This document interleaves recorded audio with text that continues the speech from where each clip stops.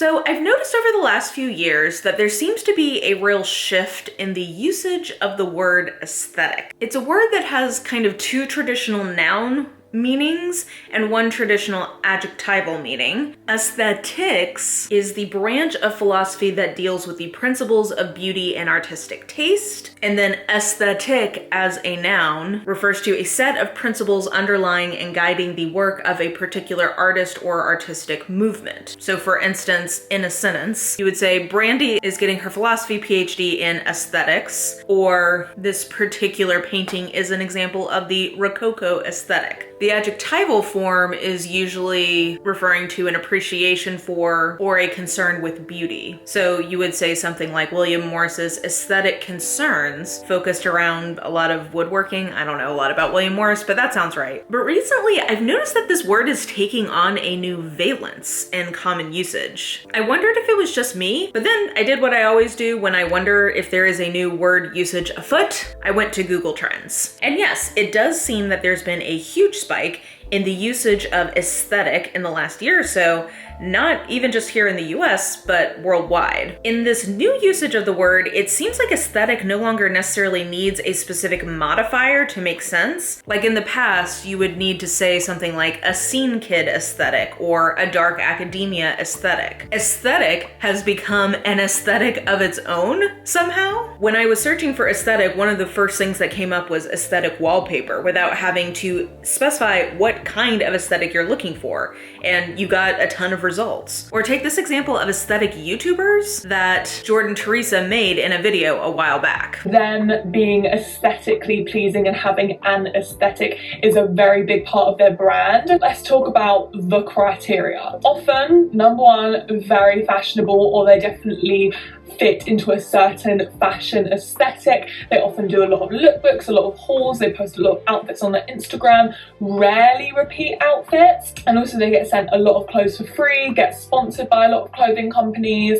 so they can like put out so much fashion content. They often also fit Western beauty standards. They're usually white, slim, very pretty. They're probably YouTubers and influencers full time, and they probably live sort of a fairly glamorous life. And what I mean by glamorous life is, you know, they have a lot of friends, they go to a lot of festivals, go on very like luxurious holidays quite a lot. And when it comes to their content is usually very good. Like the editing is top notch. Everything about their content is perfect. It looks good, it is good, it's edited well. And the type of content they do is they do, you know, hauls, lookbooks, chatty videos, maybe throw in a makeup video every now and again. They often do vlogs as well, and these vlogs are often shot and edited to absolute perfection. If I were to hazard a definition of how usage is shifting, I would say that it has come to mean something like consciously affected stylishness. And the more I've thought about this, the more I've been thinking about the possible deeper meanings as to why the word aesthetic has gotten so much traction in recent years, and why culturally there seems to be a growing awareness of the concept of something having an aesthetic. I have a vague hypothesis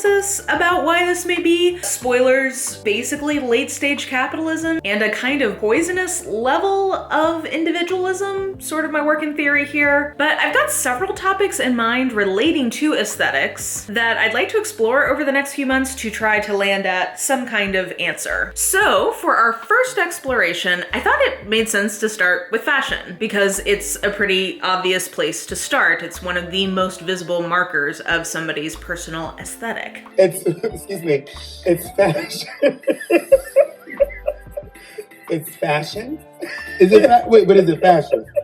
It's fashion. Okay, here we go, it's fashion. It's fashion, guys.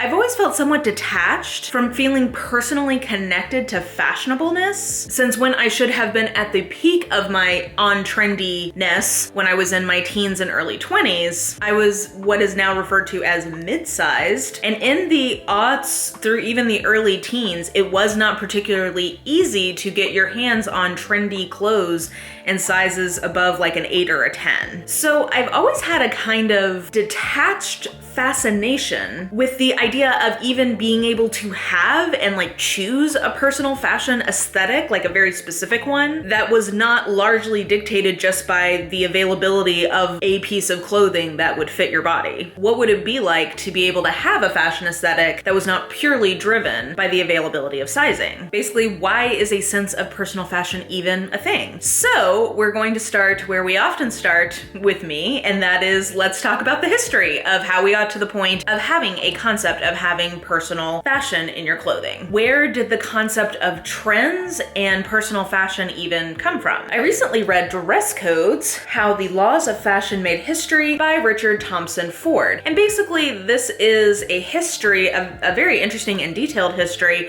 of how these cultural objects, being clothing, have driven and intersected with various laws throughout the last couple thousand years. One of the things that Ford really emphasizes in this book is that really clothing was driven largely as status and class symbols for a very good chunk of human history. Now, as we will talk about later, that has not evaporated from the equation in today's world, but for a long time there wasn't even necessarily really a sense of someone having individual fashion or individual style. It really was about adherence to social norms that were actually legally enforceable through things like sumptuary laws. Sorry, had to save the coffee from the kitty. I wouldn't have thought of Marple as a lover of an oat milk latte, but you know, I learned something new about her every day. Anyway, sumptuary laws were basically laws that reinforced what different classes of people were allowed to even wear when it came to clothing.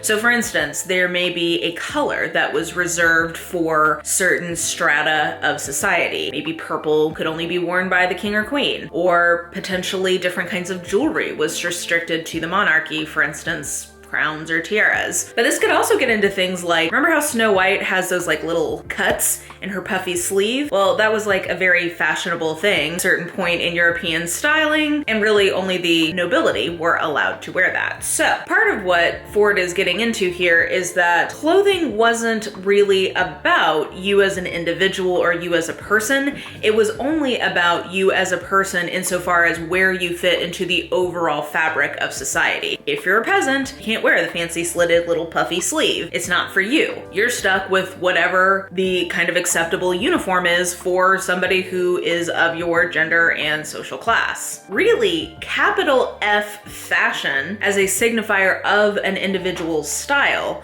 coincides with the rise of the individual politically and philosophically. And actually, Larry Siedentop has an interesting book, and he is making an argument. Basically, he's tracing how Christian philosophy and the evolution of Christian philosophy from Jesus onwards led to even us having a sense of individuality in a lot of ways. Between this and Charles Taylor's Sources of the Self, I think they make a pretty compelling argument from sort of the like moral philosophy standpoint of why individualism became a thing. He says, translating a moral status into a social role created a new image of society as an association of individuals rather than of families, tribes, or castes. Basically, if there is a moral imperative that is oriented individualistically, inevitably all of society is going to end up constructing itself around that sort of individual's autonomous choices, or what is at least conceptualized as individuals' autonomous choices. I would definitely say a huge critique I have of societies that kind of have been birthed from these ideas is there is far too much belief that an individual has the ability to enact their own volition or make change in a world. I think actually we will get in. Fashion is kind of a great microcosm of this, really, because I think that there is a much bigger sense that somebody can even have an individual sense of fashion than is really available to them, given their own place in different kind of like systematic forces. But anyway, I think that he makes a compelling argument of how individualism sort of philosophically comes to be and then how that ends up getting implemented in basically every area of these societies in terms of politics, laws, culture, social mores, etc. And really, that's kind of what Ford uses clothing as sort of a microcosm to show. He's exploring the fascinating history of how individuals' sense of style are shaped by political and social forces and vice versa. And that's the reality of any cultural movement. It's not really an either or, it's sort of like chicken or egg. Our sense of how style works changes as a result of the political and social landscape, and the political and social landscape then changes in turn to respond to how individual style choices are manifesting. One of the most interesting examples that he talks about in this book, and I should mention, he covers how fashion has interplayed with the legal system from a lot of really interesting angles, including race, class, political affiliation, sexuality, all kinds of different angles. But I think one of the areas that he's most developed on in this book is how gender and gender expression has related to fashion choices in individuals and in the law over time. So that goes a lot of really interesting directions. But one of the examples that I hadn't ever really heard someone describe before and was very interesting to me was this idea of the great renunciation by men in fashion, kind of in the late Enlightenment period. And basically what we see is this huge shift from men having usually as ornate clothing as women typically did for very fashionable people, to having a very reserved and sort of muted aesthetic that men of taste and class would be ascribing to. I think that one of the pivotal figures in this, I believe, was Beau Brummel. I think that was his name. He's sort of like the dandy of the Regency era, and he had this very strong belief that men needed to not be peacocking. Interesting because he literally, I think, spent like 5 hours a day getting ready, but like he was getting ready in a very stripped back version of men's fashion. And essentially what Ford and I guess some other fashion historians argue is that then men's dress as a class signifier becomes noted in their restraint and the less kind of showy version of having fashion. And instead it is their women, their wives, mistresses, daughters, whoever, who are then expressing their kind of class status and opulence on behalf of the men in the family. So I thought that was a very interesting how one individual's aesthetic then translates into a broader social movement. And it's really only up through like kind of in the last few decades that men have had even the ability to express their style more ostentatiously and more individually. And it's also interesting because part of what he points out is that really a lot of the innovations in actual clothing construction came from the sphere of men's fashion rather than women's fashion over the last few thousand years. So for instance, tailoring. Tailoring was like a huge revolution in the production of clothing. That was really driven by menswear, not women's wear. Anyway, all that to say, really what Ford's book is documenting is this sort of shift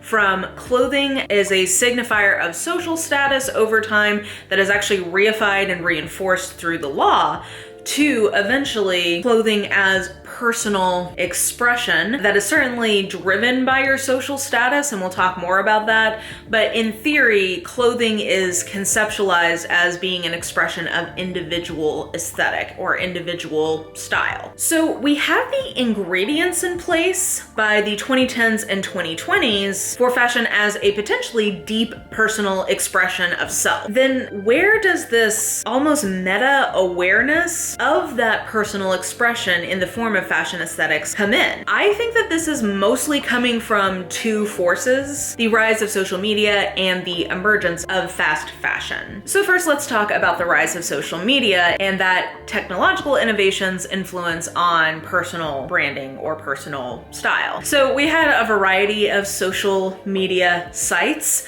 over the years. RIP MySpace, you are Facebook's underloved predecessor in terms of histories of social media when they get discussed these days, but we will start with Facebook. And basically, I think Facebook walked so that Instagram could run when it comes to people's individual awareness of personal fashion or sort of presentation of personal aesthetics. For instance, I think the addition of photo albums in Facebook in the mid-aughts when I was in college definitely, I think, was a huge step forward in people having an awareness of the visual component of their online persona. Posting your photo albums with your night out in your cute outfit becomes a part of your personal brand. And as you see people interacting with that personal brand, you take on a new sort of meta awareness of how you are coming off to people vis-a-vis what clothing you're choosing to wear as a presentation of self. And Facebook status updates became a way to have a potentially very intimate disclosure of your thoughts and interests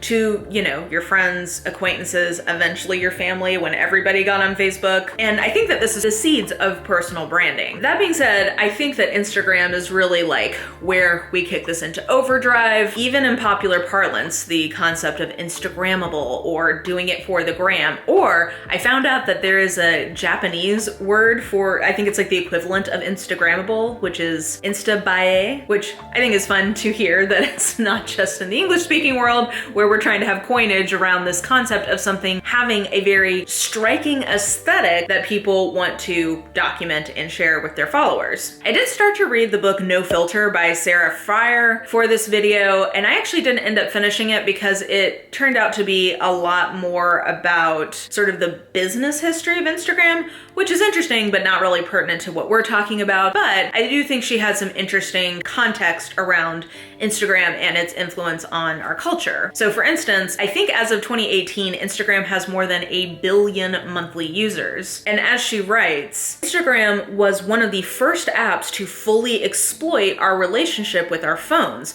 compelling us to experience life through a camera for the reward of digital validation. I think with this rise of people documenting what they were wearing, what they were doing, what they were interested in, we also have this rise of sort of like veiled contempt for the concept of basic, or more recently chuggy, which I don't think chuggy is even really a thing. I think that that was a thing that like millennial journalists wanted to make happen, but I don't know that that was ever fully a thing. Anyway, oh hey buddy. I think that that kind of overall contempt for basicness has led to sort of like a pick-me approach to fashion, or just in general, this awareness of having a unique personal brand that is not driven by more broad, general, basic style trends. Being basic means that you are on trend with what is generally popular, instead of carving out a more niche style language that is associated with a particular aesthetic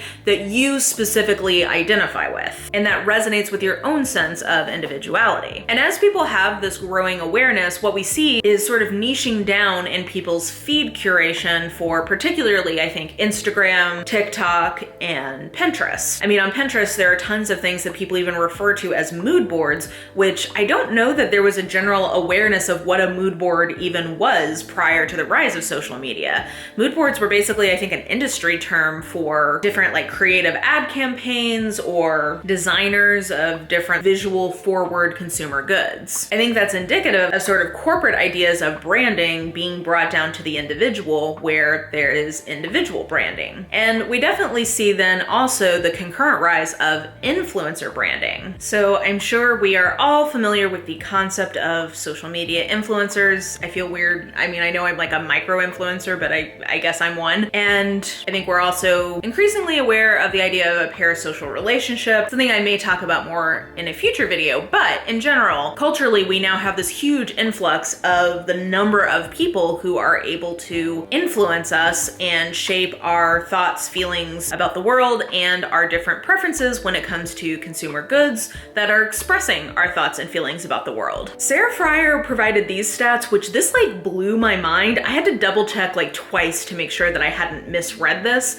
So she says that there are more than 200 million Instagram users who have 50,000 followers. There are more than 200 million Instagram users who have at least 50,000 followers. I'm sitting here impressed with the fact that I think I have almost 5,000 now. There are 200 million people who have at least 50,000 followers. And that is what she says industry professionals say is the level of followers you need to be able to make a pretty good living via sponsorships on Instagram. So 200 million people could choose to do that if they wanted to. I say that, I'm sure that that also includes a number of corporations that are not individual people, but still. And then she says that of those 200 million, 6 million of them have at least 1 million followers, which means that there are literally millions of Instagram accounts that have more followers than the New York Times has subscribers. And actually, she doesn't talk about this in the book, but just to put this in perspective, I think I remember hearing that on YouTube, there are 22,000 people who have 1 million subscribers or more. So compare that. On Instagram, there are 6 million people who have at least 1 million followers. On YouTube, there are 22,000 people who have at least 1 million. So that's still a huge number of people who have that level of an audience. But still, in terms of scale, I think Instagram has been unique in its ability to get a tremendous number of people looking at the same images, which I think is how Instagram has become so frickin' effective at social media marketing. And with the prominence of Instagram, we also have this encouragement for content creators and influencers to niche down as much as possible while still hitting a broad audience. Basically, you want to create content that strikes a balance between feeling very specific to an individual viewer or follower, because that is how they're going to feel more connected to you and to your brand, but you want there to be as many of those people as possible. And I just think it's pretty extraordinary to think about how exponentially the number of parasocial influences that we have hitting us now has grown over the last basically decade as compared with celebrity culture prior to social media. I'm going to read this little excerpt from rapcompliance.org. Before the rise of TikTok and Instagram influencer culture, we looked to models, movies, celebrities, and fashion magazines to set the trends. This group of people was small, and our access to them was neatly curated. This ultimately limited our exposure to potential new trends and kept fashion cycles slower. However, with the rise of social media, celebrities now have a stronger hold on our culture because we have more access to them. And brands absolutely know this, which is why they hustle to get big celebrities like Kylie Jenner to wear their products, because they know that immediately after she posts the clothing item, it's probably going to become a trend. And our culture is still the same as it was. We all race to the store to buy what she's wearing because she's a celebrity, and if we can't afford it, we buy a fake. But nowadays, rather than just showing up to a party wearing the latest trend, impressing our local community, we post a photo or video online, because in today's world, anyone can become an influencer, and to be an influencer, you have to be ahead. So we now have so many more influences, which can then lead to this sort of niching down of individual aesthetics. Jordan Teresa talked about fashion trend cycles and kind of talked about how we shifted from centralized mainstream fashion references to having so many different voices influencing our personal style. And also, again related to fashion, the 2010s was the decade that the fashion blog was born. I do believe there were fashion blogs obviously before this, but fashion blogging became a huge thing. I remember I wanted to be a fashion blogger so badly, and people actually began to make an income from blogging about fashion. And then from fashion blogs, fashion influencers were born, and you could find them mostly on Instagram, and nowadays you can still find them on Instagram, but you also find them on TikTok as well. So that really changed the way that trends worked, because instead of consuming sort of your fashion content from a magazine once a week, you can now consume fashion content every single day, which I personally think really changed the fashion industry, and I do think it has encouraged hyper-consumerism. So we have this cacophony of voices who could be influencing our personal style, but the irony is that we also have a lot of these influencers at the same time almost throwing back to the sumptuary law days where clothing was really purely a signaler of social status. I think we see that in flex culture, where some influencers seem hyper-focused on branding from these luxury designers. I see this almost in every celebrity closet tour that Hot LaMode reacts to. There's always this moment where he's reflecting on the fact that so many of these influencers don't seem to have any personal connection to the clothing that they're talking about. It's just this idea of having acquired all of these designers and brands that they can use as an expression of their personal wealth. I love fashion so much, and I love certain pieces, but I am not that good at styling, and that's where I'm at in life. Okay, so this is something that, in my opinion, sort of happens a lot with these beauty gurus is they say things like, I love fashion, and then we don't see a singular garment be pulled out to like actually show us why it's really cool or why they love it or like what it means to them. And that's really weird to me. And this happened with Jeffree Star. I feel like it's happened with James Charles multiple times at this point. And to me, I get it. Everybody says, I love fashion. I think a lot of people just like clothes. I think people like owning clothes. I think they like buying clothes. I think it gives serotonin when you purchase a little item. I am guilty of that myself. Let's not say things like we love fashion, because I don't know if that's necessarily evident from the evidence that's being presented right now. No offense, this closet is scaring me. Whereas, you know, there's a lot of stuff in there. I understand people have a lot of clothes. They want to wear a lot of clothes. I get it. But having really great quality pieces, I think is really, really, really important. And I think that when you're buying really, really quality pieces, you don't have to fly a stylist out to tell you how to wear certain things. Whereas if you're investing in things that obviously don't mean that much to you because you're not pulling anything out to tell us about it, those things just sort of go by the wayside. It also kind of reminds me of a video that Simply Nailogical just put out recently comparing Gucci branded nail polish to her own more boutique brand of nail polish called Holo Taco, which I just realized I'm actually wearing. If you are interested in Xyler the cat, it is very folly and pumpkin spicy-y. So, you know, I'm sure that I'm biased towards taking her word that her nail polish is so much better than Gucci's, but I think the proof was in the pudding. She was showing the swatches of this Gucci branded nail polish that was honestly like worse than most of the drugstore nail polishes I've ever had. And yet it cost I think it was like $35 or $40 a bottle. And it's purely because people want this sort of bougie experience of buying from Gucci, having something Gucci branded, and being able to tell people that they are wearing Gucci branded nail polish. And I'm sure that all of the lovely packaging that that bottle came in is very Instagrammable, very Insta-bae. So basically all that to say, with the rise of social media, we have access to a multitude of style references that let us move from broader trends in fashion to more niche lifestyle aesthetics that encompass a lot of different consumer goods that we buy, but particularly and kind of most notably our fashion choices. And then the other thing that I think has allowed people to identify an aesthetic in their personal clothing and then really pursue it, no holds bar, balls to the wall, is the rise of fast fashion. I do have more to say about fast fashion from sort of like an ethics and sustainability perspective. There's also just been a lot of really good videos on that already, but I don't think we'll get too much into that today. Really, I want to talk about fast fashion mostly as a driver of personal branding and personal fashion aesthetics. So first, let's talk a little bit about trends versus aesthetics and how I think microtrends are merging into concepts of aesthetics. So trends are things that are more broadly popular. So maybe the general cut of jeans that are widely available in different stores, versus aesthetics have a connotation of a more curated thread of fashionable style that generally falls within the overall trends that are happening. So maybe you're going for a dark academia aesthetic where you've got a lot of tweeds and browns and glasses and cozy sweaters, but the cut of those, if you are getting them not thrifted or if you're not making it yourself, is still likely going to follow the general trend lines of how different pieces of clothing are cut. Usually trend cycles last 5 to 10 years. That's why we tend to think about trends in terms of decades, particularly in the past when there wasn't as much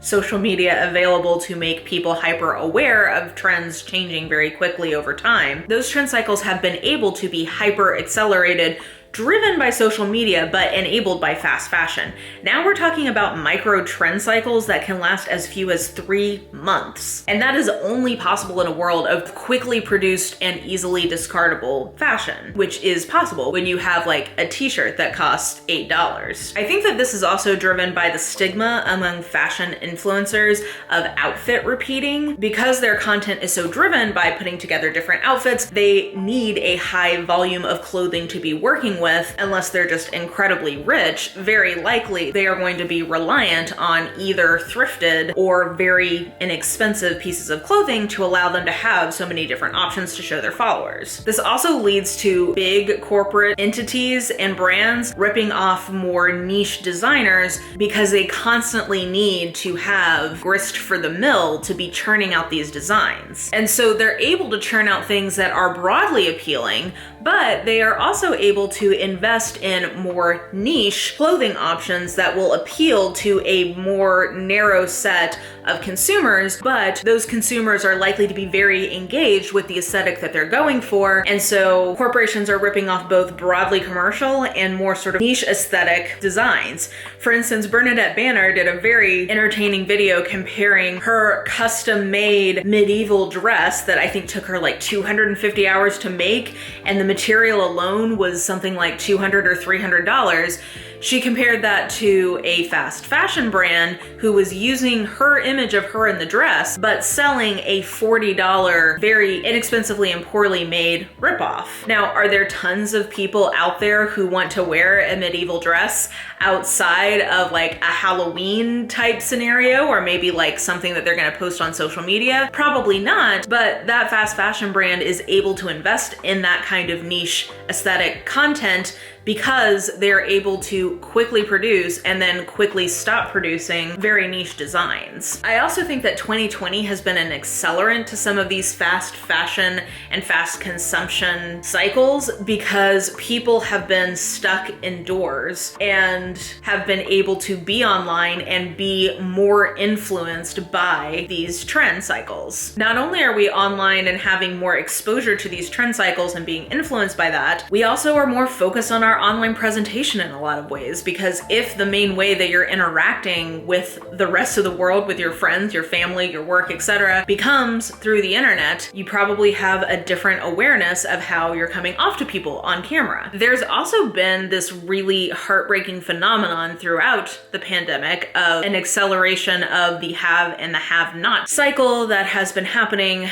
writ large in our culture for a while, where those who are rich are getting even richer and those who are poor are getting poorer. So people who are disproportionately affected by the pandemic are not really who I'm talking about here. I'm not talking about people facing homelessness or who lost their jobs, etc. Sadly, the reality is that a lot of people who already had disposable income, many of them have more disposable income as a result of the pandemic because of reduced costs of commuting, of inability to take vacations for a while and therefore save those costs, of not being able to go to physical stores as much and so not spending as much there. There has been a lot of articles coming out over the last 18 months about how people who have disposable income don't have things to spend it on. So they're either saving it or they are maybe even buying more of certain kinds of goods that they do still have access to.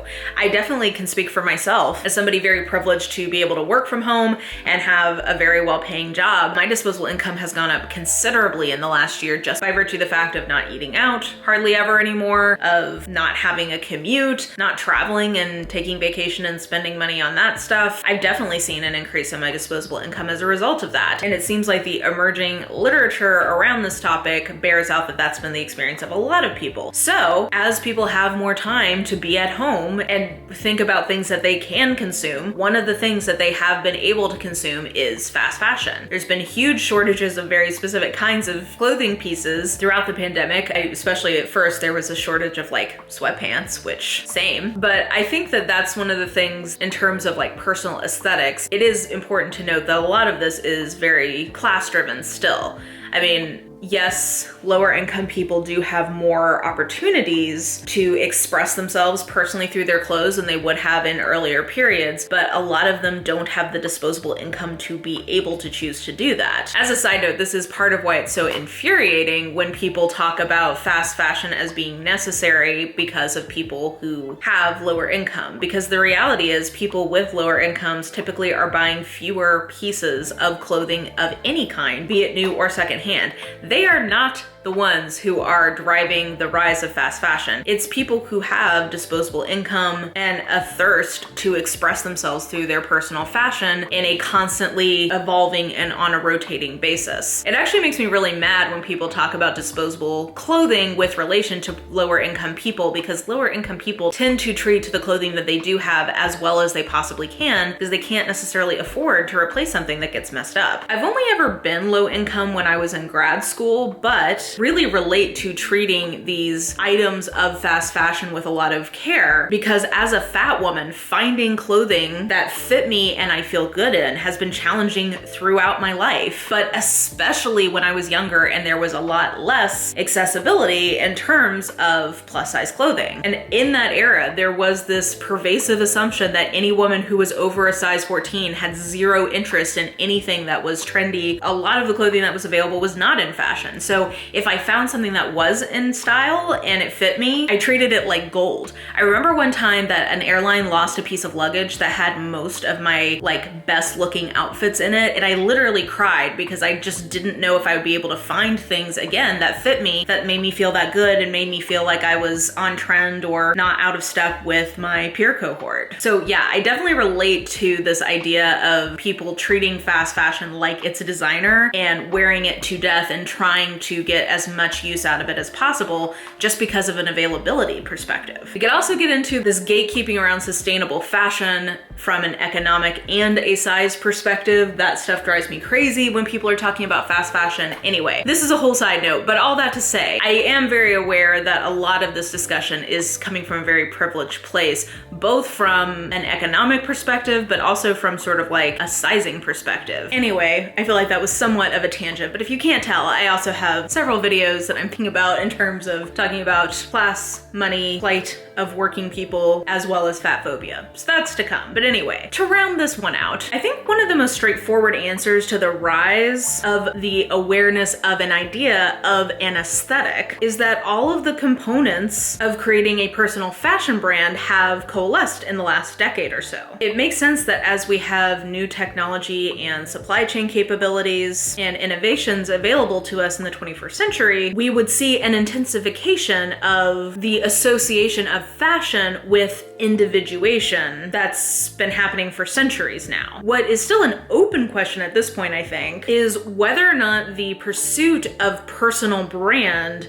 will continue at the same rate for this foreseeable future. Because really, how niche can fashion become before it becomes socially indiscernible to people? Because part of what fashion is supposed to do is give other people social cues as to your sense of self and how they should be responding to you. We get a lot of hemming and hawing about kids these days from every rising generation. Will that same kind of consternation at being unable to understand cultural coding become just sort of a widespread phenomenon? Even things like office dress codes are eroding at a really accelerated rate, which I think, again, has been accelerated by the pandemic, but also even before that. All of the tech dude bros are famous for their jeans and t-shirts in an office. So yeah, who knows? But it does seem clear that our desire to hyper-individuate via our clothing choices is not seeming like it's gonna go away anytime soon. So I think at least this aspect of people being aware of something being an aesthetic or being aesthetic seems to be perpetuated and driven by all of this focus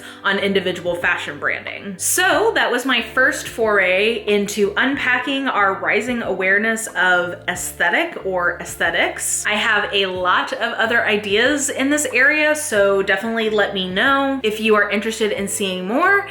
Let me know what you have been seeing online with respect to people being very focused on having an individual style versus kind of just following general fashion trends. And yeah, I think that does it for me. So if you enjoyed the video, definitely make sure to, subscribe, like, hit the bell, all the things. You can follow me on social media at Books Like Whoa, pretty much everywhere. And I'll catch you guys later. Bye.